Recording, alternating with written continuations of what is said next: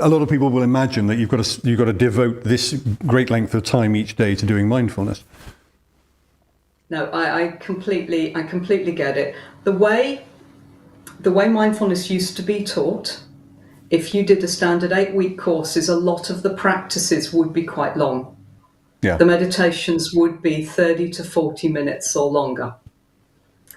But there is a growing awareness that for all sorts of populations, that can be a barrier. Can be a barrier for people in pain. It can be a barrier for anybody who is neurodivergent. And that shorter practices can still deliver results. And how I tend to approach the situation is I will teach meditations, but usually of a shorter duration. That doesn't mean you can't build them into longer practices, but you don't start there.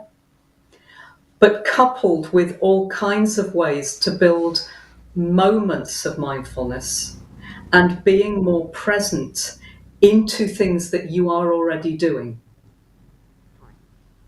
In fact, I not long ago heard John Kabat-Zinn interviewed. He's the founder of mindfulness-based stress reduction. Mm-hmm. And he said he completely changed the way, when people used to ask him, how did he practice?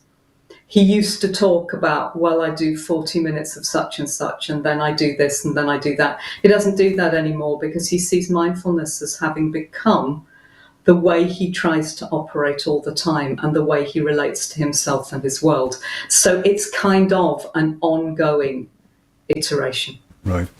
Well, that's interesting, though, but does that mean that you've got to go through those stages of doing 40 minutes of mindfulness a day before you can get to the stage of using it in the way that John Cabot does now? Yeah, but I think you can also start with lots of brief moments of awareness, and it all adds up.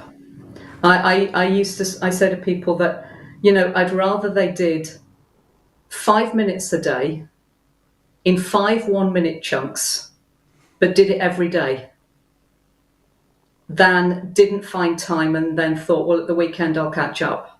Yeah. I actually think small things done consistently can deliver really good results.